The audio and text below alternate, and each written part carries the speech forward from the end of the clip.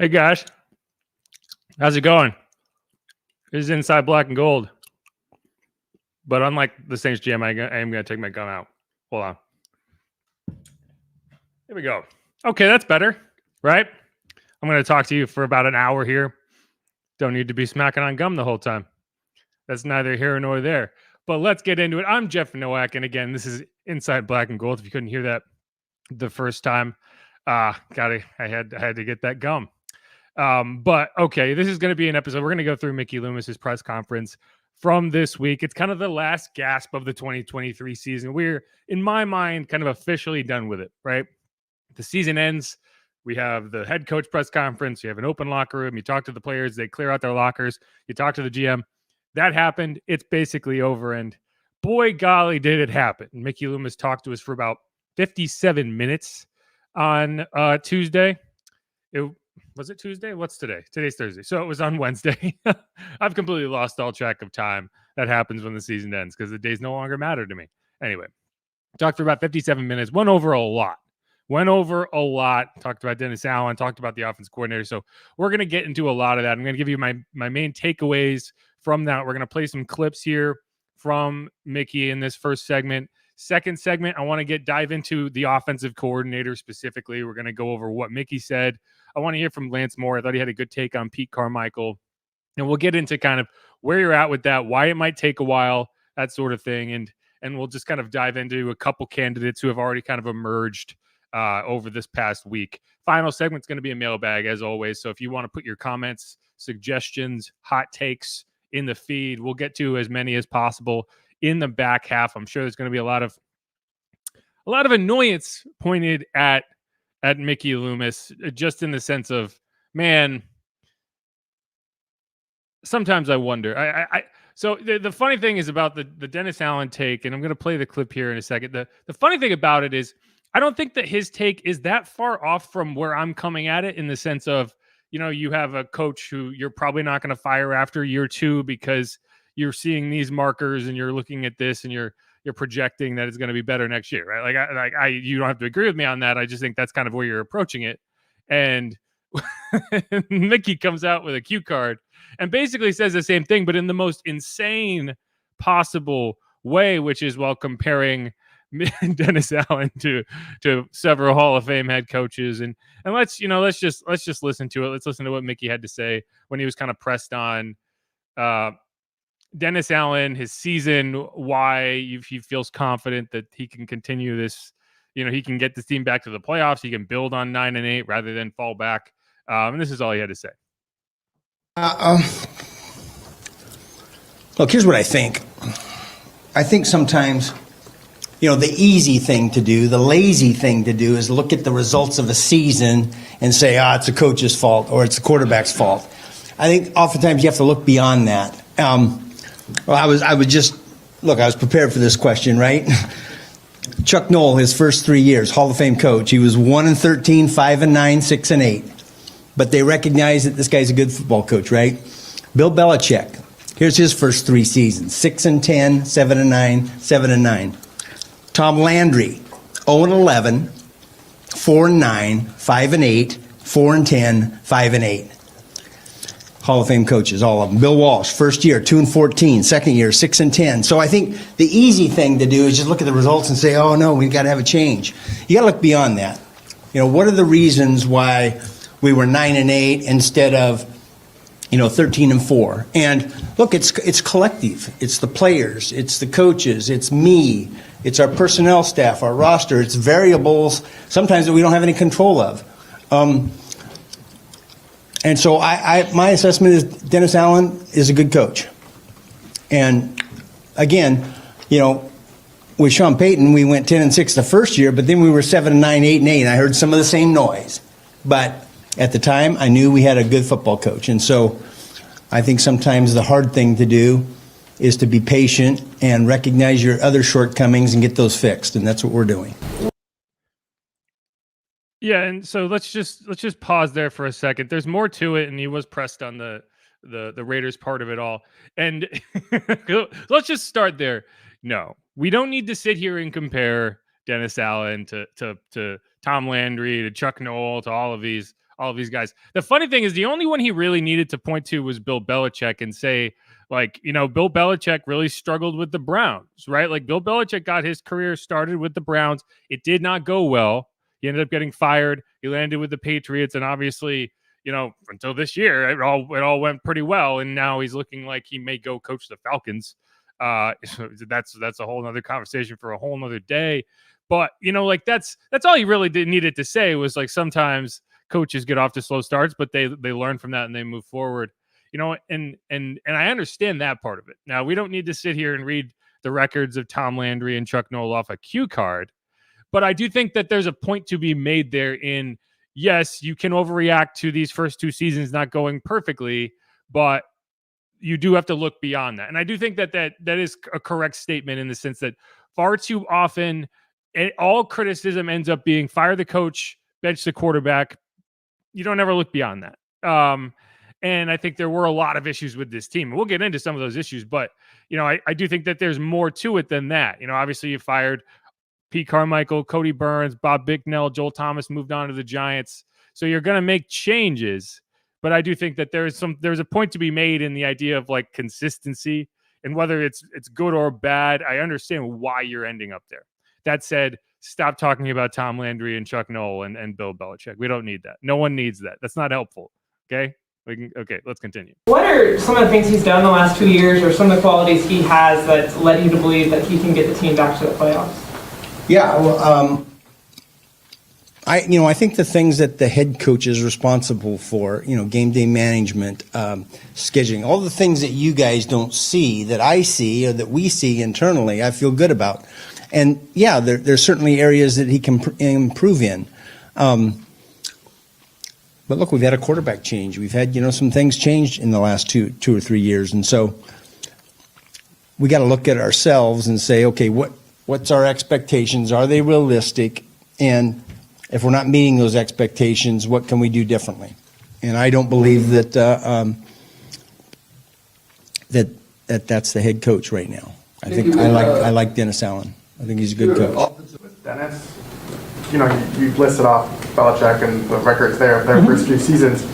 Does his Oakland experience just not matter at all? Because it would be technically, if you throw that in, it would be year 5 rather than the first few years. Yeah, it matters. It matters. Where you're at matters. The experience. Look, I think having any head coaching experience is valuable. You learn a lot of things. Your first time around. Again, you have to look beyond just the record. What was the circumstances when he was in Oakland? They basically were way over the cap. They had to tear down the team. The quarterback situation. There was a lot of variables there and he was given a short amount of time. So you got to look at all those variables.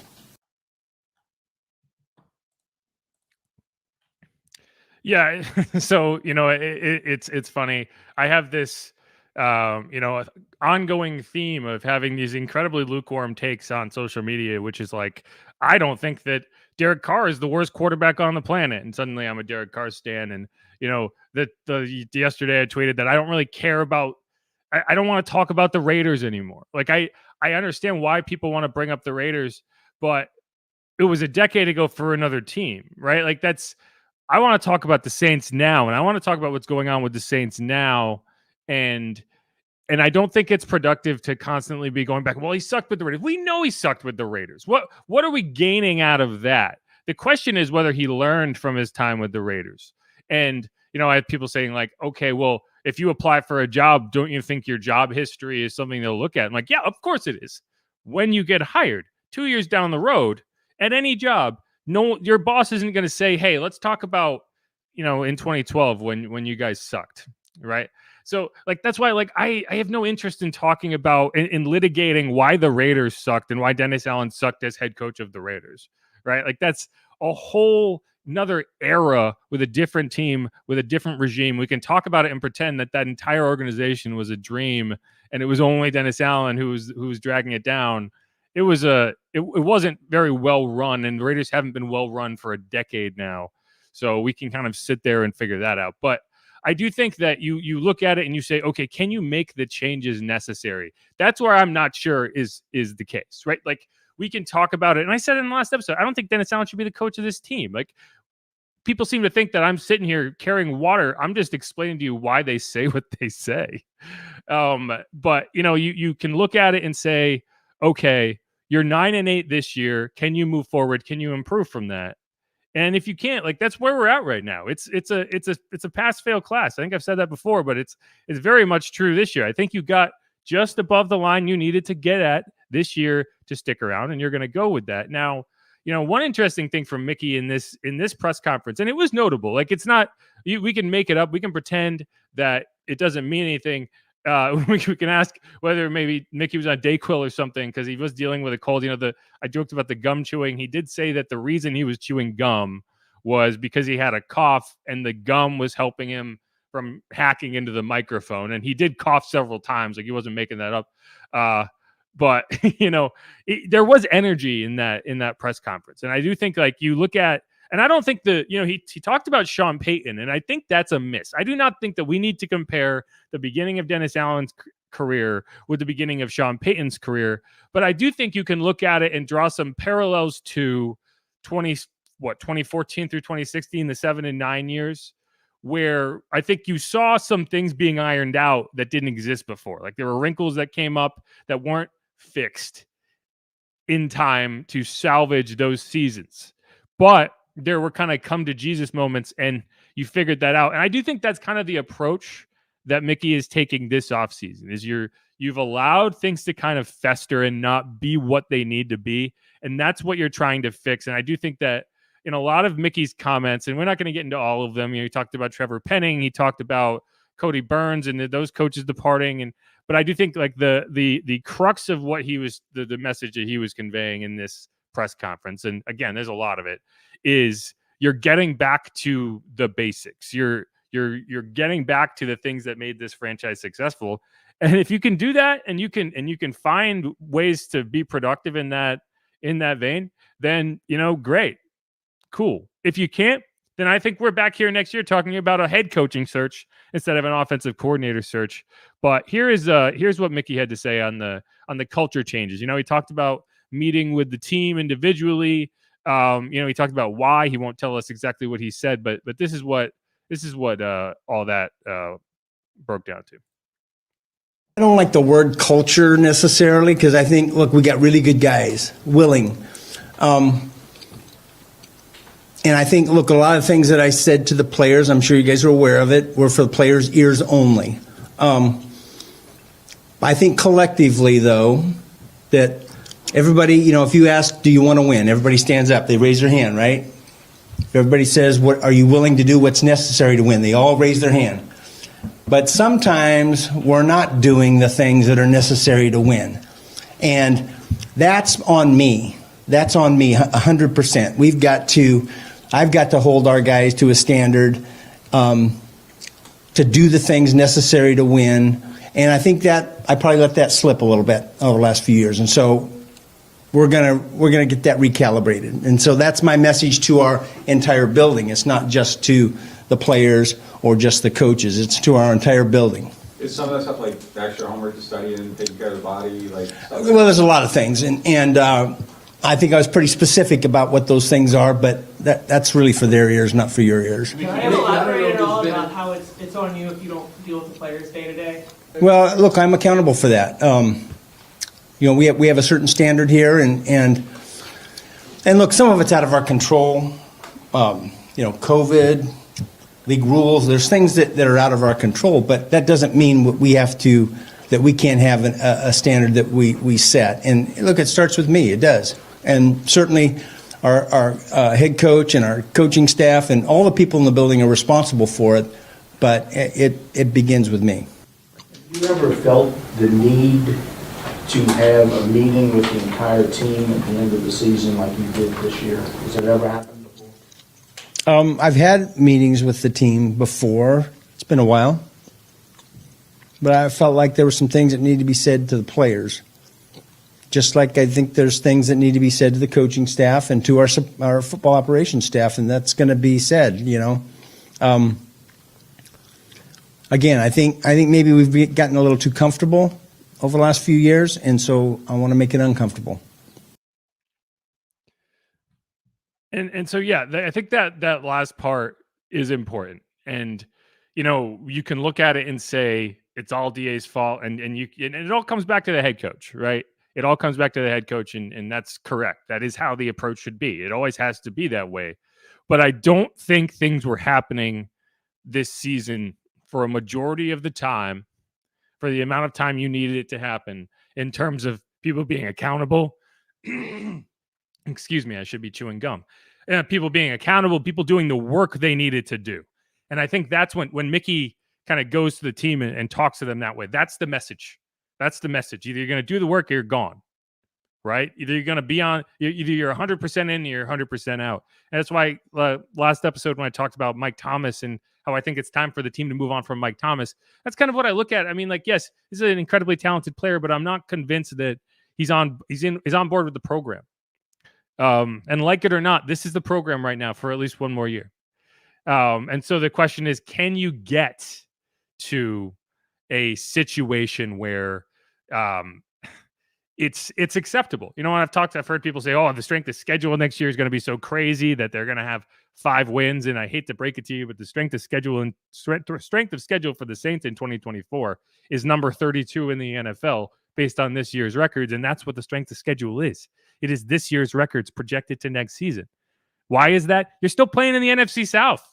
For this, it's the same reason the strength of schedule this year was easy, because it's the NFC South, right? So that's not going to change. You could talk about Bill Belichick going to Atlanta.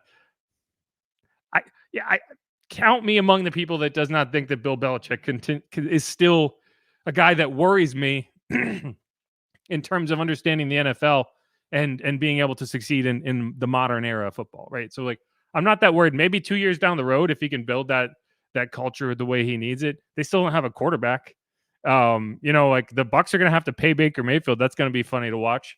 So I guess I'm just not worried about it. Like, you have to come back next year and be better and finish the season start the season the way you finished this season, right?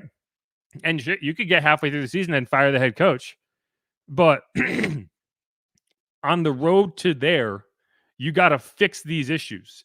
And you got to get the young players to buy in, right? And you've got to have the veterans be the leaders. And for whatever reason, that just was not always the case this year. And so, that my takeaways from Mickey Loomis's press conference are that,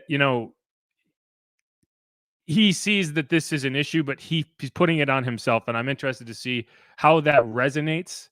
I also think there's a commitment to patience in this organization. And we're going to talk about that more in the offensive coordinator segment. That is kind of unusual in today's NFL. I saw at least one comment saying, well, why are we comparing DA to these coaches in the old era? Because coaches in the modern era seem to figure things out a lot more quickly. And I don't know if that's necessarily the case. I just think coaches in today's NFL have a much shorter leash, and the expectations are to win right away, and you do not get time to build that situation in a way that you need to. And I don't think that's necessarily the right thing either. So, I'm not sold that this is going to get fixed. I'm really not. I'm not sold that Pete Carmichael was the biggest problem. And we'll hear more about that in the next segment. But I am interested to see how they navigate this and how they adjust this roster, right? Can you nail the draft like you did in 2017? Because that was the biggest driving force to the change. It was not only a kind of a rededication to the fundamental beliefs that kind of made this team successful in the first place. It was also nailing that draft, right? It was finding 4 immediate contributors and several other players who developed over time and were contributors down the road, right? Like, you need to see that again. You need to see that level of draft accessibility, or taking advantage of the draft, right? And I think you saw a bit of that this year. I think you saw a couple really nice picks this year. In terms of, I really like Jordan Howden. I really like Brian Brzee. I think there are pieces like Kendre Miller. I actually, as annoyed as people are that he missed a good chunk of the season, I actually think he played very well when he got the opportunity. So I wouldn't be surprised if you go into next season and I wouldn't say he's your lead back, but he is, number 2 in that tandem, and the split is a lot closer to even than it was this year. And so that's kind of where I am. And I think when you look at this roster, it's an older roster, but you do have kind of that core group of young players that you're building on.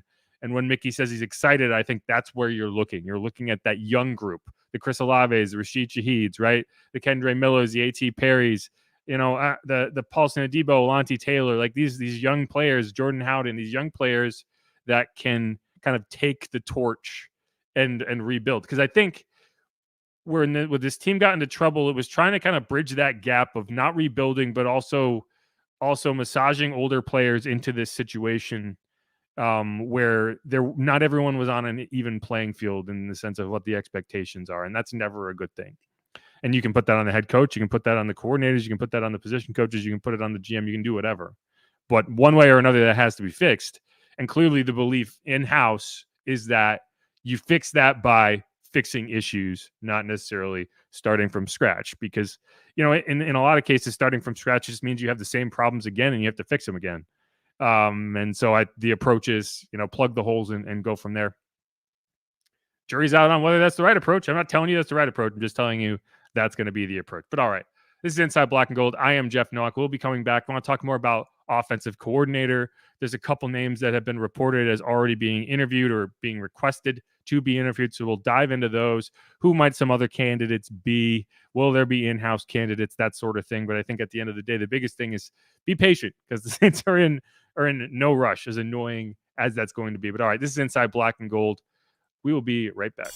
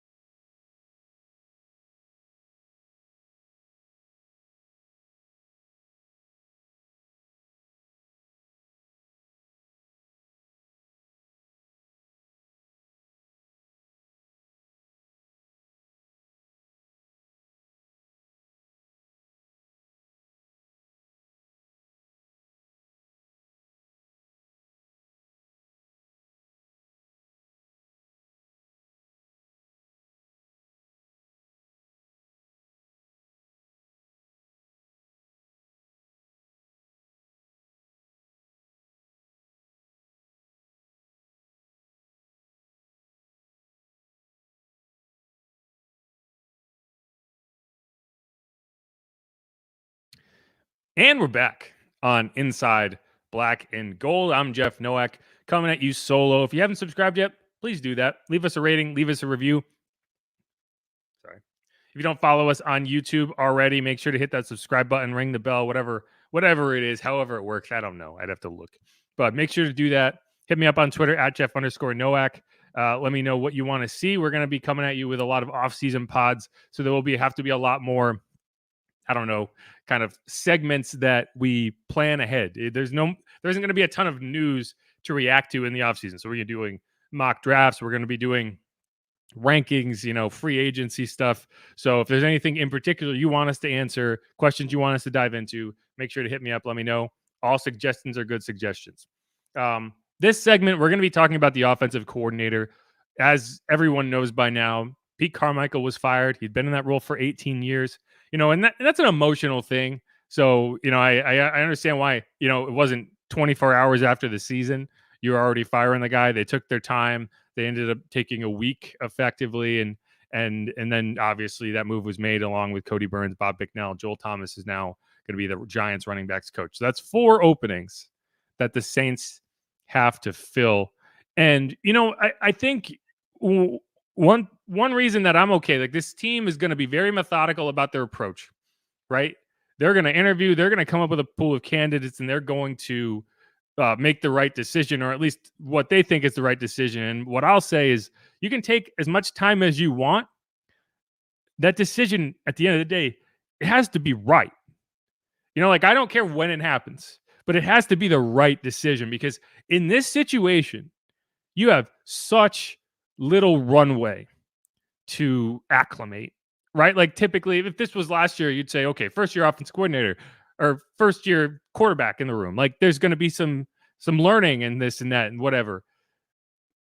And you can survive it as long as the results are palatable, which I think toward the end of the season really kind of made it that way. There was a lot of sugar being poured on top of that, whatever you want to call it, that gruel of a season. You don't have that this year. You know, whatever offensive coordinator you bring in is going to know that, you know, if things don't go well right away, it's going to get loud. And there's going to be a lot of criticism because you're attached to Dennis Allen, because that's where you are. And so that makes things a little difficult, in my opinion. And that's why Lance Moore was on WWL this week, and I really thought he made some really good points relative to Pete Carmichael and this whole situation, and Pete kind of falling on the sword here to some extent, to and being represented as kind of the fix all of this situation, even though, you know, I'm not sure that was necessarily the biggest issue. So here's what Lance had to say. Lance, look, you are part of one of the most prolific offenses, and when you do it well over a handful of seasons, and he was here 18 years, so I'm primarily looking at you're part of an offense that if you're not the best, you're top three or you're amongst the best.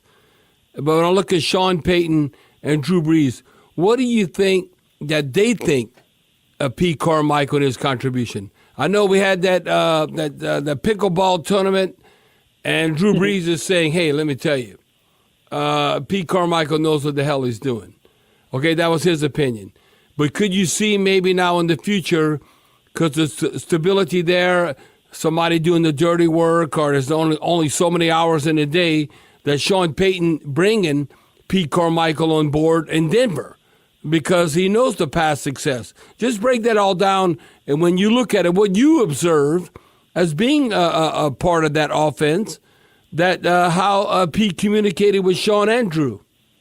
Well, I mean, look, it's unfair of me to compare, you know, the great Saints offenses of the past to the current iteration.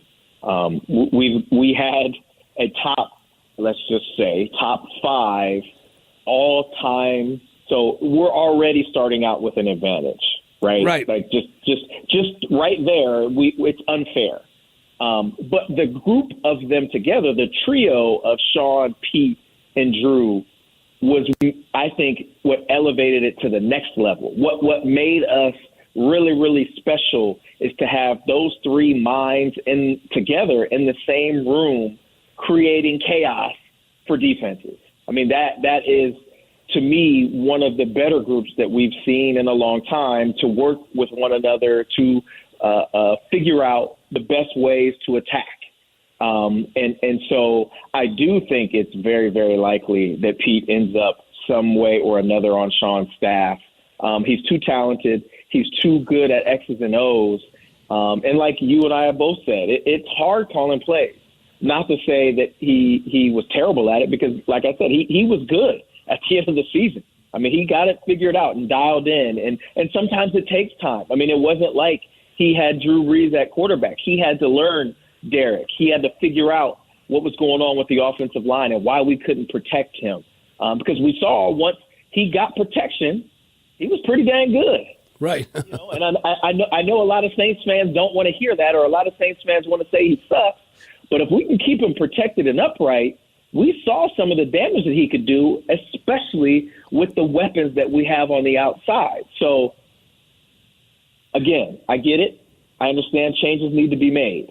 And maybe Pete is a little too introverted for the modern player. Maybe he's not boisterous enough or animated enough or have the type of energy and personality that is necessary to get in front of the room on a daily basis and demand excellence from all of the guys on that offense. Maybe he wasn't the right guy. Time will tell. But I'm hoping that if that is the issue that they saw, they bring somebody in who is exactly the epitome of that, somebody who can come in and demand the room and be a very, very vocal and emotional leader for that group that I feel like at times needed one. It's the jury is going to be out, and it's going to be very, very critical. I know the fans are going to be critical, but it's going to be a situation where all the former players are critical, especially the ones that played in this offense under Pete, and we're going to be having our eyes on them to figure out if the person that they bring in is going to be good enough or not. The jury's still out on that, but yeah. I just think it's not as simple as, hey, we fired the guy that whose fault it was for our shortcomings. I just don't agree that he's the sole reason that this team ended up 9-8, missing the playoffs and not winning a division that was very, very winnable. Yeah, and I agree with Lance 100% there, and on a lot of things. One thing that my biggest complaint about Pete, and there was play calling issues. You didn't use play action enough. You needed to be better. You needed to be more creative. Whatever. My biggest issue with Pete is I just don't see him as a leading man. Right? I never saw him as a guy who could walk into that room and what somebody just isn't doing the work. Right? Guys aren't opening their tablets till late in the week. Who's holding them accountable? Right? Is it going to be the offensive coordinator? Is it going to be Pete Carmichael? You think that guy's? I don't even know if he's ever yelled in his life. I can't imagine. I can't envision it. And so to me, that's when you're trying to make a change. I need a commanding personality.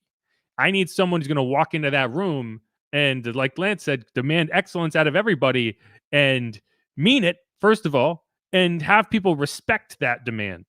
And so I think that more than anything else is what I look for in a new offensive coordinator. Now, you need guys who can check the other boxes too. But I think someone who can lead that group, because as I've said this so many times, it's like I'm just banging a drum here, but the offensive coordinator on Dennis Allen's staff is going to be the head coach of the offense. It has to be the guy who leads that group. We can put all the criticism we want. We can put all of the blame we want on Dennis Allen. At the end of the day, he is a defensive head coach. It has got to be the offensive coordinator who brings that group to water. Like you can say everything you want. It's got to be that guy. And that's where I think probably that's why you moved on from Pete. But I agree with Lance in the sense that it wasn't all him. There was a lot more going on than just Pete Carmichael not being good enough as offensive coordinator. And I hope for the Saints' sake that they don't fool themselves into thinking, well, we replaced Pete, everything else is fine. I think some of the other moves, moving on from Cody Burns, whatever else you do, indicates that they don't see that as the case. But that's why this hire is hugely important. It's more than just getting a new guy in, getting a guy who's an up-and-coming offensive coordinator. And we can talk about some of the names, right? One thing that's become clear is the Saints have a lot of interest in the Sean McVay tree, which is probably smart, right? Like you look at some of these offensive coordinators around the league and kind of how you come to them, how you get to the point where it's like, we want this guy as offensive coordinator. He's never done it before, but I want him as offensive coordinator. Why? Because I think he comes from a system of offense that you can win with. Like look at the Texans and Bobby Slowick, right? Why is he the offensive coordinator? Well, he was kind of an understudy of Kyle Shanahan. He's also, D'Amico Ryans also came from the 49ers, so they had a pre-existing relationship. But that's why you end up with a guy like Bobby Slowick. Not because you know him from the 49ers, but because Kyle Shanahan's system of offense is so effective and so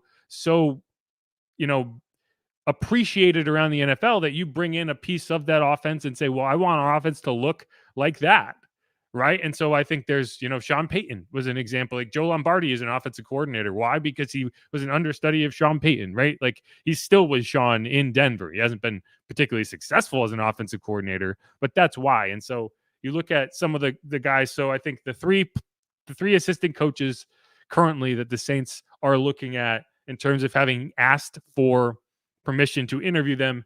Dan Pitcher is the Bengals quarterbacks coach. Zach Robinson is the Rams quarterbacks coach. He's also their pass game coordinator. And then Shane Waldron, who is the Seahawks offensive coordinator.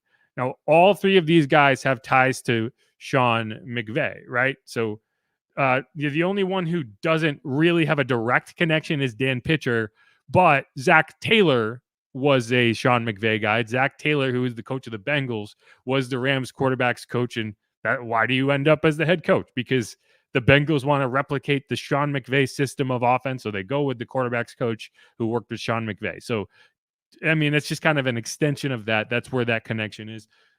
Zach Robinson is the Rams QB's coach and pass game coordinator. Obviously, there's a Sean McVay connection there. And then Shane Waldron, who is the Seahawks offensive coordinator, he did that job under Pete Carroll. The Seahawks moved on from Pete Carroll, so they're not blocking that move. So clearly they are ready to move on from Shane Waldron. But he was the Rams quarterback's coach prior to taking the job in Seattle. So I think that's where you look at it, and you want to see more of that in your offense. And it makes sense because late in the year, one of the things that helped unlock this offense was the increased use of motion, increased use of play action, getting Derek Carr more comfortable, creating positive matchups in your favor so that you could attack downfield, and having Derek Carr be able to hit them and identify them. That having A.T. Perry obviously helped in that. Having Jawan Johnson be effective obviously helped in that. But I think that's kind of where you're looking at it. Now, there will be other candidates. You know, Mickey was asked specifically about John Gruden. He wouldn't go into it. He was asked specifically about whether you look at internal candidates and how they could go about it. I expect Ronald Curry will be in this discussion. I expect John Gruden will be in this discussion if his lawsuit peters out the way you probably would expect it to. And I think he will. But I expect it to be an outside hire. I expect the Saints to look outside of the organization because I think you just need to jumpstart things, and I think you need some new blood in terms of offense that you haven't had, right? Like, one thing that drove me nuts is, like, you move on from Sean Payton. The idea that you were going to just replicate Sean Payton's offense was so short-sighted, you know, and I understand why you thought you could do that with Pete. But clearly that, you know, you could have seen after year one that wasn't going to work. And, you know, I think what saved Pete was the fact that Derek was on board with Pete. And he was a big part of recruiting Derek to New Orleans.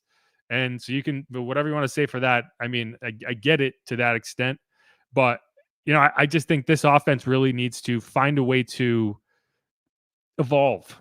You know, you don't have to go back to the studs, right? You don't have to start from scratch, but I do need you to evolve with the times, with the new NFL, with some of the changes on defense that have limited some of these passing concepts that would have worked 5 years ago, right? Like, defenses are operating differently and offenses have to adjust. And the Saints, rather than finding ways to do that and get younger and get innovative, went with more of the same. And so I think this is kind of I don't want to say full-blown effort to do that, but it is at least on offense, it is a clear effort to do that. The one other thing I'll talk about before we move on here, don't expect the Saints to rush to anything in this situation. I've told you this before. The Saints view, and I asked Mickey Loomis about this, and we'll hear that answer in a second. You know, the Saints view patience as their strength. Right? The Saints view not overreacting, not making knee-jerk firings and knee-jerk decisions as a positive trait of this organization. You know, whether you believe that to be true is another story, but when you're trying to figure out, you know, how quickly or slowly this team will go about this process, it's an important fact to know. And so here is what Mickey had to say on that front in terms of the offensive coordinator search when he was asked yesterday. Derek Carr's, you know, whatever offense coordinator you go with, Derek's obviously got to be a big factor in that decision, right? Like, he's got to be able to work with that. Well, look, when we make a hire, when Dennis makes a hire, certainly he's going to make the hire that'll work for him. But that'll be our assessment. That won't be. We're not going to ask him if he approve or see, right? Does that make sense? When you guys do hire the OC, will the OC have input on some of the openings, like maybe guys that he would want to bring with him? How does that come? Yeah, we'll see where that goes. If you do, and again, things that are out there, I know you can't talk about coaches, but John Gruden's name keeps popping up. How much of it has to be, you know him as a person, but knowing the situation and what happened and how he feels about it, just from a news perspective, not talking about him here? Yeah, it's a fair question, but I don't really want to talk about any individual candidates for that role. It's a fair question, but yeah, we'll answer that when when we hire. How quickly do you expect that process to go? Is it one where you would like to take a little bit more time doing it, or is it, I think another is a rapid approach? Yeah, I think, look, one of the mistakes that our league in general makes is, we're in a rush and a race to hire people because we're afraid of, someone else, beating us to the draw. I think that's a mistake. I think the most important thing is get the right guy in the right situation, take your time, make sure it's a thoughtful, planned decision. So we're gonna go through the process, and we're gonna make the right hire. We're not gonna make the expedient hire. Just to follow up on the length of time, the process, the evaluations. Just because it gets asked a lot, why does it take as long as it does? So you view kind of being intentional about all that as a strength of this kind of institution of taking your time. Yeah, I just think that any decision of this magnitude, it just has to be a thoughtful, well thought out process, right? And you have to, look, there's an obvious group of candidates, right? But there's another group of candidates that might not be quite so obvious that we need to make sure that we take a look at. And we'll do that. Have you always been that deliberate, or is that something you learned? I'm pretty deliberate. I've always been deliberate. I think that was one of Sean's complaints about me occasionally, is that I'm too deliberate and he's too impatient. So it was good. It was a good match, right? That gum, man. every time that gum drives me crazy. But yeah, so, I think at the end of the day, I can't disagree with the notion that I think teams are a little too reactive in the modern NFL. I really do. I think that in so many instances, you have to be able to be patient to have success long term. Now, you can argue that you've already decided that this is a failed regime and you can move on. But when you're trying to figure out why the Saints are doing what they're doing, that part of it is super important. They view it as a strength of the organization in terms of you're not just making hires to be the first team to make a hire because you think, well, this guy's going to get snaked out from under us and blah, blah, blah. Right. And so I understand it. All that being said, he was asked if the offensive coordinator is going to have some say in the hiring of some of these other position coaches. And, he said that we'll see what happens. I sure hope they would. Like, that's my only problem with this, is you have to look at it. And one thing that Mickey said that I thought was interesting is, in the past, this would be the defensive coordinator. With Sean Payton as the head coach, this process of hiring a defensive coordinator would become a much more drawn out process, because that defensive coordinator has to kind of be the head coach of the defense. And that's why when it came down to it and you needed to hire a head coach, Dennis Allen's name rose up the list because he was in charge of half your team effectively. Now, obviously Sean was in charge of everything, but at the end of the day, the defense fell to DA, and that's why that hire was important. And, they've screwed it up before, right? They're you got like Steve Spagnuolo and Rob Ryan and all these failed defensive coordinators that just didn't get the job done. And you kind of move on and you say, okay, this is the answer. Like, we found the guy who can lead this defense, and, whether he can be the long-term head coach of the team, that's, we'll see. But I understand that.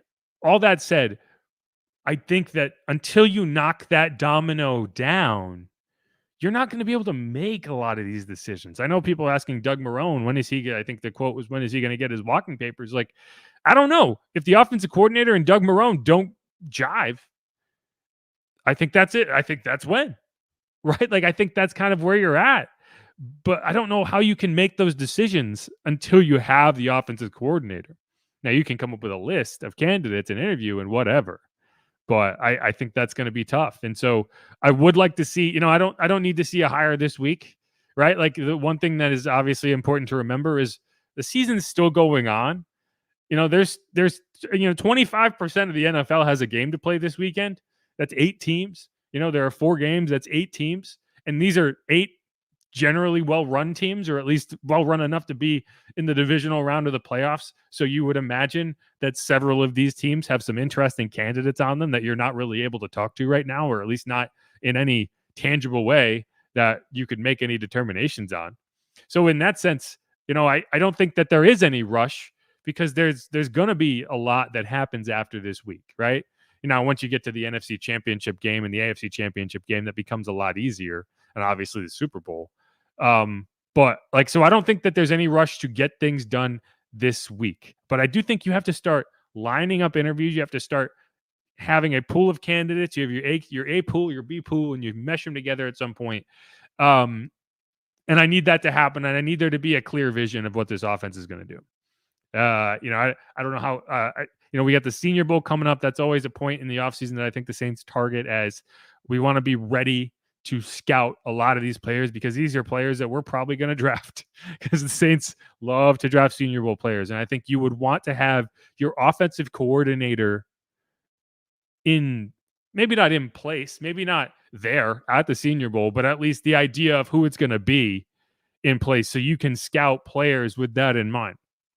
So that's kind of my target, is the end of the month. I would like to see a concrete answer as to the plan for this offense. Now that's later than I think a lot of people would be making it, but we'll find out. It's funny. It's every year at the Senior Bowl, it seems like we get some big news. I know last year that was when Sean got traded, was out at not at the Senior Bowl, but during the Senior Bowl, because everyone's reacting to it in the stands. I think 2 years ago, Brian Flores sued the NFL. That was the big news that came out. There's always something that comes out at the Senior Bowl. I don't know if it's something about getting everyone to these close proximity, maybe greases the skids on some things, but we'll find out. Either way, I think we went through a couple names. If I'm betting Mr. Outside Hire ends up being the guy, but we'll find out. And let's wrap up that segment. Again, I'm Jeff Nowak. This is Inside Black and Gold. We're going to come back. We're going to do a quick mailbag. If you have any comments, questions, hot takes, throw them in the chat, and we'll get to as many as possible before we head out of here. Again, this is Inside Black and Gold. Thanks, everyone, for listening. Thanks, everyone, for hanging out, and we'll be right back.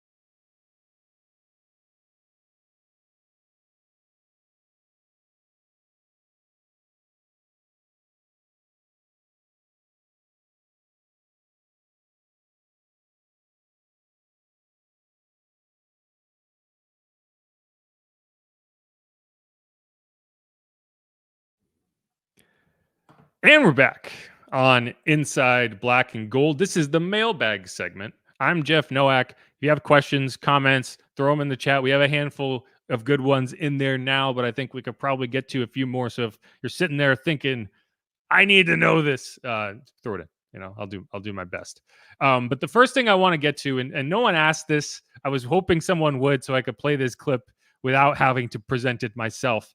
But no one asked this. But so one rumor that circulated prior to Mickey talking was this idea that Kai Harley was going to get promoted to GM and Mickey would take a executive role of some kind, and the only reason that I thought, okay, I hadn't heard it personally in terms of anyone confirming it to me, but the only reason I thought, okay, maybe this is something that might happen is because that's how the Pelicans operate, right? David Griffin is executive vice president of basketball operations, and Trajan Langdon is the GM. But for all intents and purposes, anything that goes wrong with the Pelicans, no one's like, hey, Trajan, get over here. They're saying, hey, Griff, what the hell, right? So that's the only reason I thought maybe there was some credence to it, even though it wasn't something that I had sourced in any way. But it was it's funny because in a lot of instances, I think Mickey would be like, I don't pay attention to that stuff. I don't know what you're talking about. In this case, he was very ready to dunk on this. Oh man, so I do want to play that for you really quick. So here's that. Office is staying the same as far as your position? Yeah, I saw a couple things. That was just made up, whatever. I know what you're referencing. Somebody just made that up. That's never been discussed or talked about. Now, am I slower? Yeah, I probably ran a 4.5 when I was 30, and I don't think I could run 5 flat right now. So I am slower. But, yeah. You know, I've been asked that question. You get asked that when you get to a certain age, right? Whatever age that is. And I've said, look, I'm just going to wake up one morning and say this is the day. And it's not going to be tomorrow, but everything for the next 10 years is open. We'll see. Yeah. I just thought that was funny because, you know, again, normally we just shoot, so like, I don't pay attention to social media, whatever, but it did kind of gain traction. And it's not happening. The GM situation is not changing. And that means that, you know, Kai Harley, Jeff Ireland, both guys could potentially leave this offseason, right? Jeff Ireland is interviewing for the Chargers GM job. Kai Harley is interviewing for the Panthers GM job. As far as we know, those are the only two jobs those guys are interviewing, but who knows? It could be more. You know, if Kai Harley gets hired, you're looking at some comp picks based on kind of the minority hiring initiative stuff that goes on. We saw it happen with Terry Fontenot as well. So we kind of know how that whole situation works. But you know, I do think it's interesting, and I hear all the time like, well, the Saints front office is a dumpster fire and they don't know what they're doing, and it's a joke of an operation and blah blah blah. But then you see, you know, these guys, these pieces of the front office get interviewed and plucked away, right? Like Ryan Pace to the Bears and Terry Fontenot to the Falcons. And so I do think it's interesting. Like clearly there is some respect around the league for how the Saints operate. But locally, I do hear a lot of criticism in terms of, you know, how they make all these terrible decisions. And, you know, I do think from over the last several years, there's a lot of criticism to be placed on the drafting specifically. And that's something that I am interested to see if maybe they make some adjustments. But let's get into the comments. 992 RAS says, Mickey took smack talking to a new level. I appreciate this. This is funny to me. And yeah, the gum. I think Mickey's probably going to watch back some of those clips and be like, oh gosh, what was I doing? Because yeah, that's not something I have seen before, and it's something I hope to never see again. Because that was a bit much. Chris P says Halls works for a cough. Yeah. I just think it was very strange. I've also never heard of gum being a cough deterrent, so that's news to me that's even a thing. But yeah, let's all hope that the gum goes away for any future press conferences. 982 RAS. He also says he thinks Mickey was trolling the media because to compare him to those coaches is crazy. And you know, so you know, we kind of get back into this a little bit, right? Because I think the reaction is going to be, I can't believe he's comparing Dennis Allen to Tom Landry and Chuck Noll and Bill Belichick. And I don't think, you know, when you hear Mickey talk, you need to understand that he's always coming at this from a front office perspective. He's not coming at this from a evaluation perspective of, I expect Dennis Allen to be Chuck Noll, Tom Landry, Bill Belichick. He's coming at this from, he's comparing his own situation right now to the situation that these other front offices were in, and whether they chose to be patient or to move on. Right? And so I think that's when Mickey is writing down these records on a sheet and saying, I got him. This is it. They're gonna wish they never asked this question because I got him. I think that's kind of where he's coming at it from. And I mean, I'm not, you know, that's just my interpretation. But I'd like to think that Mickey doesn't sit there and be like, it's Bill Belichick in 20 years, baby. That's what Dennis Allen's going to be. But hey, who knows? He's getting up there in age. We'll see. But I do think it's interesting. Pammy Whammy. Has Dennis Allen ever made it to the playoffs as a head coach? No, we know this. You know, he obviously those 3 years in Oakland were god awful, right? You know, 7-10 last year, 9-8 this year. Again, and I've said this, like this is kind of the, you know, that you had that 9-8 season. I think that was your opportunity to potentially do that. I think if you go 9-8 this season, you're done. You know, I think that's kind of where you're at, is like you need it to improve. And if it does, great. If it doesn't, hey, we gave you every opportunity to succeed and you move on. But no, he hasn't ever been to the playoffs. We know this. You know, they were close this year. And, you know, I'm not going to say that this team is where it needs to be, but, you know, there's a reality where, you know, Derek Carr doesn't get hurt in that Packers game. You win it. You're 10-6. 10-7, and instead of the Bucks, it's you in the playoffs facing the Eagles, right? And I don't think that Eagles team was beating anybody, and you're sitting there going into the divisional round of the playoffs talking about this is a playoff berth. I don't think the season, and that's the thing, is that would have been effectively the same season. One thing that happens differently, and suddenly you're having a whole different conversation. And while that can't be the end all be all of the conversation, this idea that they're so far off also doesn't seem to be in reality, right? We can talk about the schedule and how easy it was and whatever. Everyone in the NFC South had an easy schedule, right? One team went 7-10, one team went 9-8, one team went 2-15. Two teams went 9-8, I guess I should say. But yeah, that's the NFC South is not getting better. That's the thing. We can say, oh well, this was their chance. This was their one chance. Do you really look around the NFC South and see this division with teams on the upswing? No, I don't. Now, the Bucks are interesting. I'm interested to see how they operate. They're gonna, they bit the bullet on the cap space this year, so they can be a little more proactive next year.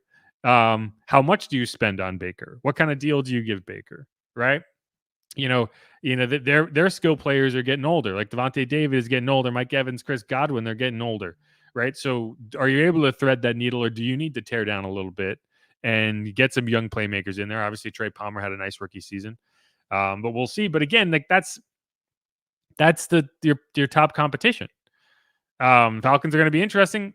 They don't have a quarterback, and they're not really in position to go get one of the top ones. Now, if they do, then that changes the equation a little bit.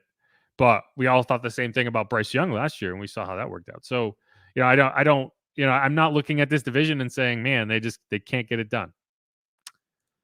Jason Brown says all those other coaches inherited bad teams. DA inherited a really good roster. I assume you're talking about with the Saints. He inherited a solid roster, but one without a quarterback that you felt could get the job done. So, yeah, no, I mean these 2 years can't be viewed as a massive success. Of course not. But he didn't inherit Drew Brees. He inherited Jameis, a quarterback that I don't think he ever had faith in. And I think we saw that play out. And yeah, this first year with Derek Carr was obviously not ideal either.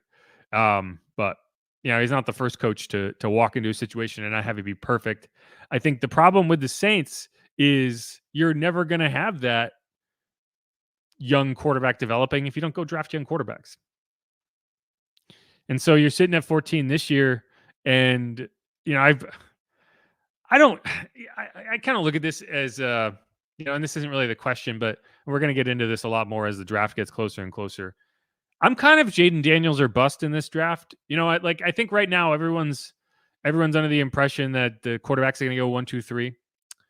I think probably 1, 2 is guaranteed, and I am interested to see how the interest level around Jaden Daniels kind of ebbs and flows throughout this pre-draft process, because I think he's definitely a first-round quarterback. I don't know if he's a top 5 quarterback. And so if I'm the Saints and I'm looking at it and Jaden starts to fall down the board, I'm moving whatever I need to go get him. Now, where is that? Is that 6? Is that 8? Moving up from 14 to 6 is a lot. Moving up from 14 to 9. Like the Bears did it to get Justin Fields, right? He dropped to 10. The Bears traded up. They had to give up a future first-round pick to do that. Obviously the Bears are in a situation now where they have more assets than they know what to do with, but they did have to pay for it. Like they paid a premium to go get that. I think they went from 22 to 10 or something like that. The Giants ended up taking Kadarius Toney, who obviously did not work out for the Giants. I don't know. Yeah, but I don't think Penix is a guy you take at 14. I don't think Bo Nix is a guy you take at 14. And you don't have a 3rd-round pick. So I don't know. Like I'd like to see them be aggressive in terms of the quarterback market. I just don't know how much you can be, but we'll see, right? Like we'll see how Jaden looks at the combine, how he does in these interviews, and I just think there is a chance that he falls down the board, or maybe a Drake May, or maybe, I don't think Caleb Williams is going anywhere, but I think one of those two, in terms of Drake May, Jaden Daniels, could potentially fall into an area the Saints could trade up in. But I don't think they're trading up to 3. And I also don't think that Michael Penix makes sense at 14. Maybe you trade down and get Michael Penix, knowing that he's not your starter this year. I don't know. We've seen the Saints not do that for so long. It's hard to even project it to even what it might look like. But maybe this is the year. Maybe it is. We'll see. Rubber Johnny says, I agree that the work wasn't being done. What I'm concerned about is if DA is the guy the team is going to listen to if they're planning on tightening things up. Yeah, that is a more than fair question. We'll see. I do think you take some confidence out of the way things went at the end of the season, right? I do think that you fixed some of these problems and you were able to get on the right track. But, do those problems come back? Do those cracks come back? I think you make some changes on the roster and you make some tweaks, and you're in an ideal world. You end up with a group that is a little tighter knit and is going to get the job done, but it's tough to say. But I think that's my big question, right? Is, can DA lead this room? And if he can, great. If he can't, then you're looking for a new head coach in 12 months. 992 RIS says, who do you want the Saints to get as the offensive coordinator? It's tough because I could sit here and pretend that I know anything about Dan Pitcher and Shane Waldron. I don't know these guys. I'll get to know them over the next week or so in terms of kind of researching how they operate. And I do think that bringing someone in who has called plays before and done it successfully is an attractive option. I don't think it's necessary, but I think my issue with the idea of a first-time offensive coordinator is what I said before, which is there's no wiggle room in terms of learning on the job. Like, you got to be ready day one. And this team needs you to be ready day one. And you got to be able to work with a veteran quarterback. This is not a rookie or second-year guy that you're going to kind of mold with together. Like, you need to be able to walk in and work with a veteran quarterback. So of the names on this list, Shane Waldron is probably the most attractive in terms of kind of threading those needles. I don't think that John Gruden makes a ton of sense. Like, he makes sense with Derek Carr, but I don't know if he makes sense as an offensive coordinator. Because it's like, when's the last time? When was he an offensive coordinator last? Like, that's a different job than what you are asking him to do. So I don't know. Like, I think there's a chance that John Gruden ends up on the staff in another role, and isn't the offensive coordinator. But I don't know. Like, what my desire for this job will be someone with play calling experience in some capacity. And right now, Shane Waldron is the guy that I think makes sense. But you look at those Seahawks offenses with Geno Smith, and I think they kind of regressed this year. So I don't know. It's a tough question right now, but we'll see. I think when we get a more definitive, pool of candidates, I think it'll be easier to look at. But because right now it's like you're just guessing at who they might consider, at what you're looking at. So right now it's really tough to say. Let's look at some of these more questions and see. We're talking about the build of the Falcons. 992 RIS says, yeah, if Bill goes to the Falcons, man, the Saints may be third fiddle.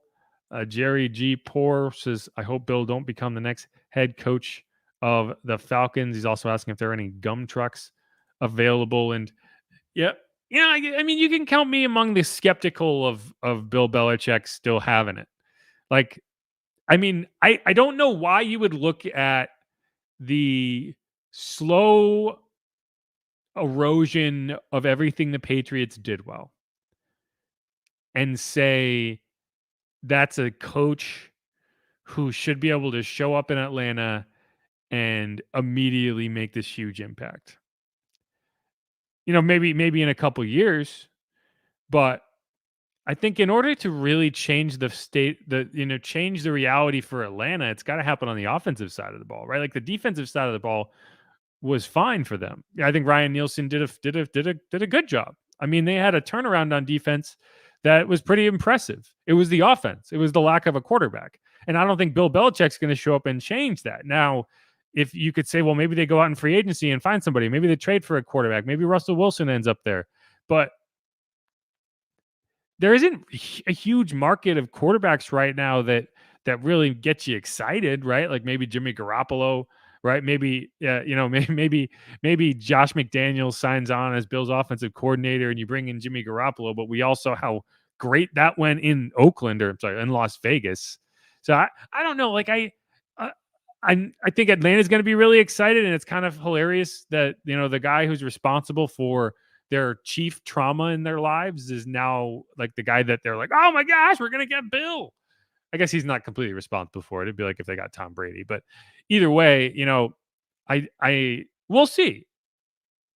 I would be more concerned if they got Harbaugh, to be completely honest, particularly because like Harbaugh has a great relationship with some of these young players coming out.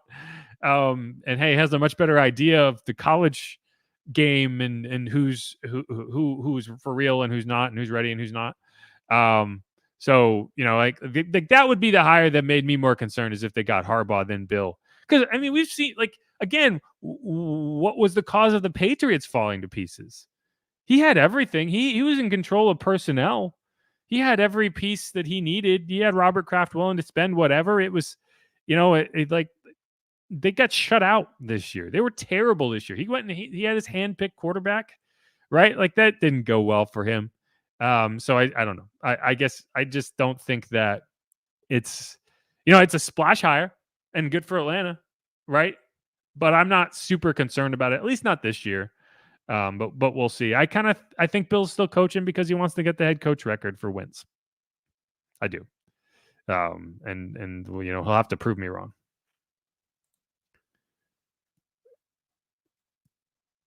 $9.92 RAS says Bill didn't like spending money. Well, I mean, he didn't like paying players on big contracts after their prime. That's different from Robert Kraft being willing to spend money, right? Like when Mickey, Mickey yesterday talked about how he thinks Gail Benson is the best owner in sports, and it's not because of her football acumen, which, like, I don't know. I've never had a conversation with her about football, so I don't know how up to speed she is on some of these things. But to be a good owner, you need to have an alignment, and you need to be willing to give your staff and the coach and the team and the coaches and everything. They need all the support that they can get. Where owners go wrong is when they try to get too involved and they don't allow the people they've empowered to make decisions. The whole David Tepper situation, right? Or the Jerry Jones situation, where they suddenly need to be so involved in personnel decisions. And like that's where ownership changes things. But Bill had every ability to do exactly what he wanted with that team. And that's why, you can look at it and say, did Tom Brady make Bill Belichick? Because all the evidence would say, yeah. Like all the evidence. Like we talk about how Dennis Allen got off to a slow start, and that's in his career, right? And that's not that different from Bill Belichick with the Browns and even with the Patriots in year one. And you know what the difference was in the rest of his career prior to this recent stretch of failures? Was Tom Brady being his quarterback. So I don't know. Unless Tom Brady comes out of retirement and goes to Atlanta, I'm not entirely concerned about it. 504 Hot Boy, I think he makes a good point here. Mickey needs to be trying to snatch someone from the Texans offensive staff to fill some of these holes. Yeah, I mean, that's kind of where you're looking, right? And that's the thing is, if you are looking to pluck someone from the Texans or pluck someone from the 49ers or pluck someone from the Chiefs or whatever, they're playing right now, and so I am interested to see how that pool of candidates builds after this week. The Texans might win. I don't know.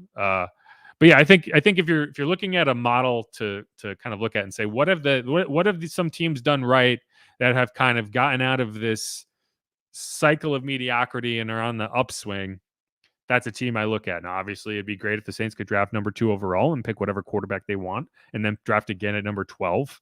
That's not going to happen. So you can't do everything the same.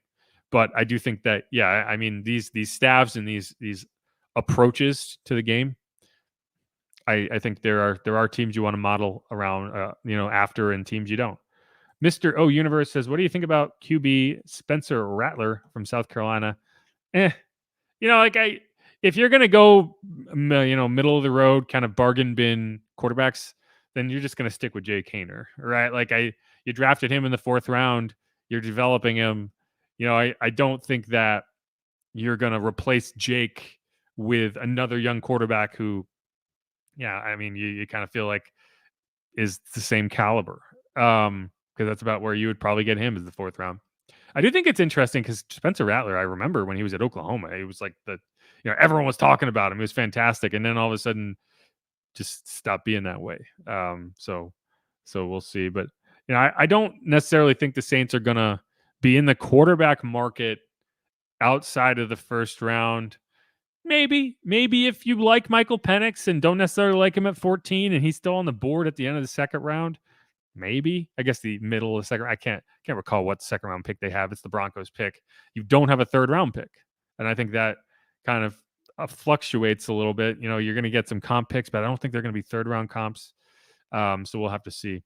But it's going to be interesting. Let's see. Let's get one more and the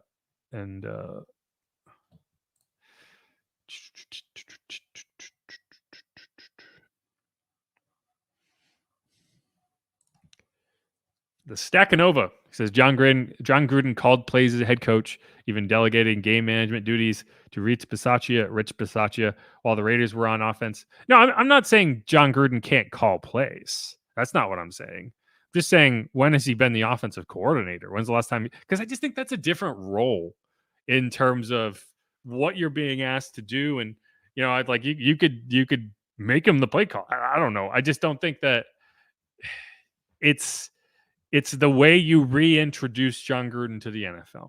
Let's put it that way, is having him be the offensive coordinator. But who knows? Mickey wouldn't talk about it. If he was going to rule it out, he would have ruled it out. So, take that for what it is.